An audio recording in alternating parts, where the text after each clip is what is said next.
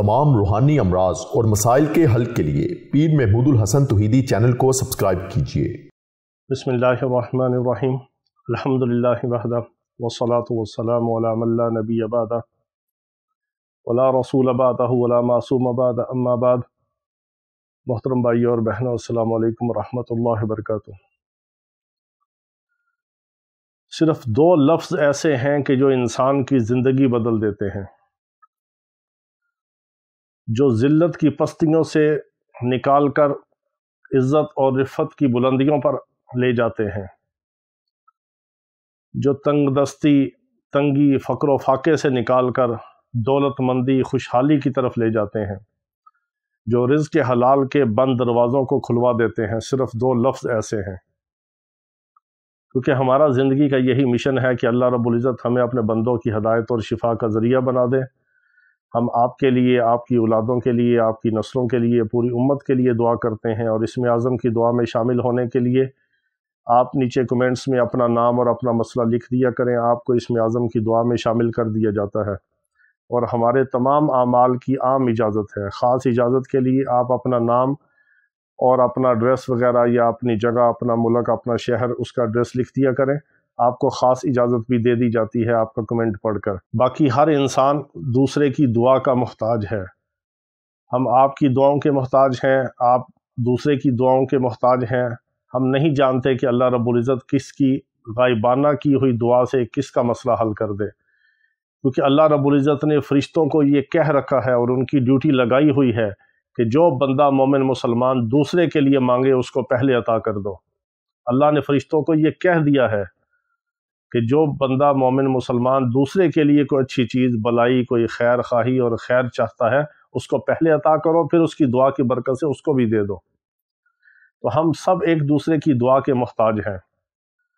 तो हमारे चूँकि ज़िंदगी में बहुत सारे ऐसे मामलात हैं कि हमारे ऐसे रोज़ाना सैकड़ों हज़ारों की तादाद में सगीरा गुनाह होते हैं और बहुत सारे ऐसे कबीरा गुनाह भी होते हैं कि जिनका हमें इल्म नहीं होता, फ़हम और अदराक नहीं होता, लेकिन हम गुनाहों में डूबे हुए होते हैं।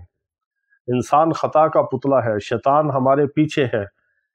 हम शैतान से गाफिल हैं, मगर शैतान हमसे गाफिल नहीं।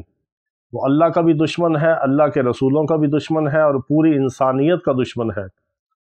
और दुश्मन हमारे पीछे है, हमारी ताक में है और हम अपने दुश्मन से गाफिल हैं। वो हमसे गुनाह करवाता है और हमें पता भी नहीं चलता।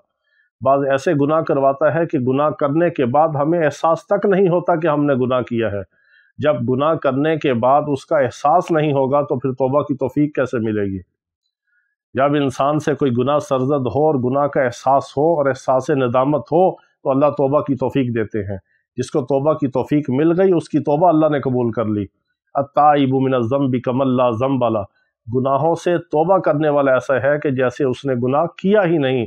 अल्लाह रब्बुल इज़्ज़त उसके गुनाह को इस तरह पाक और साफ़ कर देते हैं, उसके नामा अमाल से मिटा देते हैं। फ़रिश्तों को भी बुला देते हैं कि क़यामत के दिन कोई गवाह बाकी ना बचे। अल्लाह ताला ऐसे भी अपने बंदे मोमिन मुसलमान की तौबा के ऊपर, इस्तग़फ़ार के ऊपर गुनाहों को ऐसे माफ़ फरमा देते हैं। और बाज़ अल्लाह के बंदे ऐसे हैं कि अल्लाह ताला उनको गुनाहों से मग़फ़िरत भी फरमाते हैं और गुनाहों को माफ़ करके उनके बदले में नेकियां अता फरमा देते हैं। यानी जितने गुनाह माफ़ किए, गुनाहों के बदले में नेकियां भी अता फरमा दी। कोई ऐसा करीम रब है? कोई आका ऐसा है कि आप कोई जुर्म करें और वो आपके जुर्म का जुर्माना माफ़ करके आपको उल्टा इनाम भी दे दे? ये मेरे रब करीम की ऐसी ज़ात है अपने बंदे के ऊपर जो इतना करम फरमाता है कि वो गुनाहों को माफ़ करके गुनाहों के बदले में नेकियां भी अता फरमा देता है। हम गुनाहगार हैं, आजिज़ हैं, कमज़ोर हैं। ये सारा हमारा कसूर है कि हम गुनाह पे गुनाह करते हैं और माफ़ी नहीं मांगते, तौबा नहीं करते और हमें नदामत नहीं होती।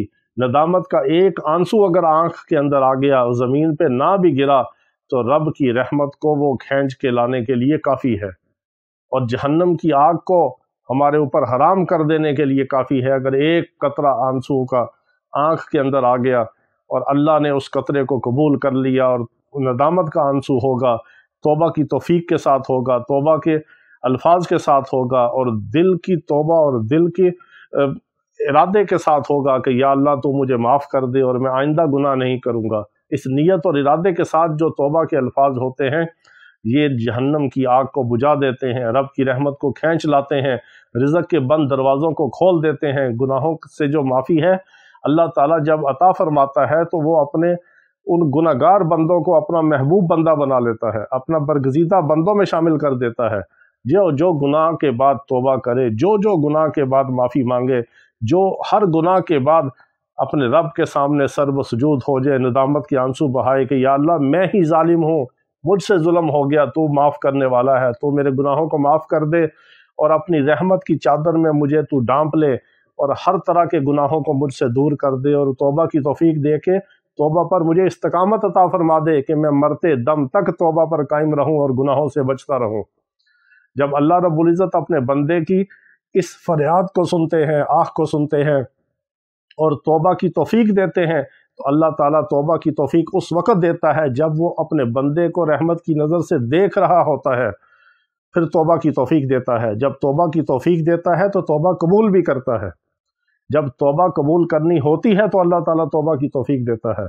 اور جو گناہوں کے بعد توبہ کرتا ہے، استغفار کے 2 لفظ پڑھتا ہے، استغفر اللہ، زبان سے نہیں دل سے جو استغفار کرتا ہے، رب کی طرف لو لگاتا ہے، اپنے گناہوں پر نظر کرتا ہے، شرمندگی سے ڈوب مرنے کے قریب ہوتا ہے، پانی پانی ہو جاتا ہے، اپنی آنکھوں سے آنسو رواں دواں کر لیتا ہے، اگر آنسو نہیں آتے تو رونے والی صورت بنا لیتا ہے اور یہ استغفار پڑھتا ہے، استغفر اللہ۔ 2 الفاظ انسان کی زندگی کو بدل دیتے ہیں، رحمت کے دروازوں کو کھلوا دیتے ہیں، رزق کے حلال کے بند دروازے اللہ تعالیٰ اس کے اوپر کھول دیتا ہے جو کثرت کے ساتھ استغفار پڑھتا ہے۔